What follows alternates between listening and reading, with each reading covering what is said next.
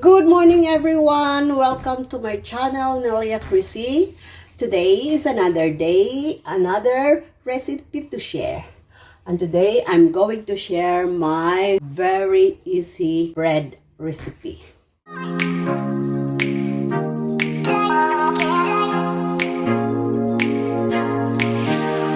We have this 450 grams flour, 450 ml water, warm water, not too hot, yeast.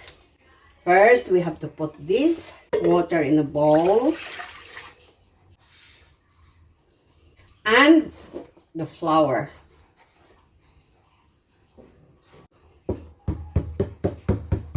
We'll let it raise until 20 minutes. We are going to continue by adding the 150 ml water again, and then the 300 grams of flour, additional flour. So first it was 450 and then now it's 300 grams flour. Salt. Then now we continue mixing this, and we are going to transfer this into this kneading area. I already sterilized the area this morning with hot water. I am going to sprinkle flour in this area and move the dough in here. And I am going to knead this dough until it becomes very soft and not sticky to my hand anymore. This is it, guys. This dough is non-oil or butter dough.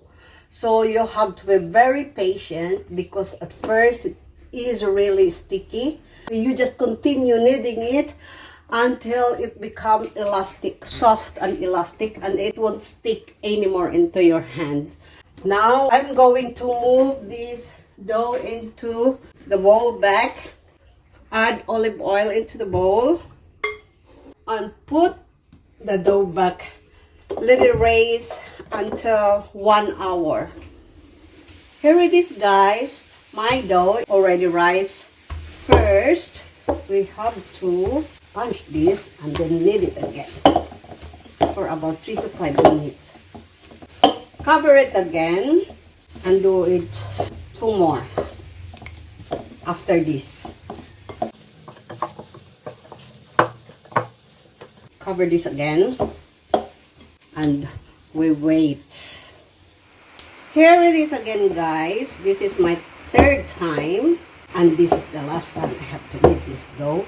Then we're going to make this a panini bread.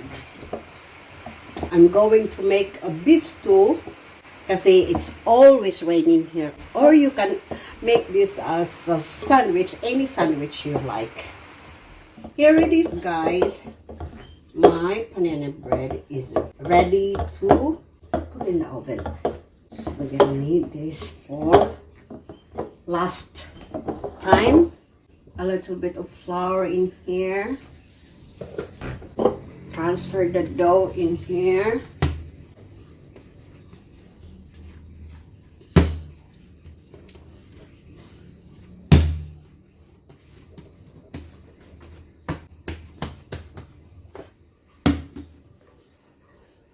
Just press that with your fingers like that.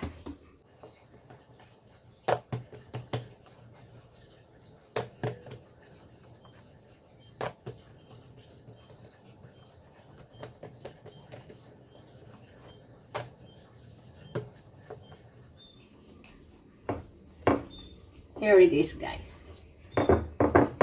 Press on your finger. Then cover 1 more time. Okay?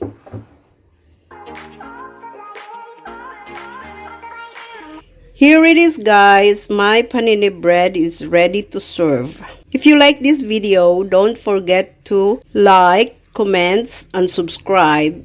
And don't forget to ring the notification bell so you won't miss my future videos. Thank you very much for watching, guys.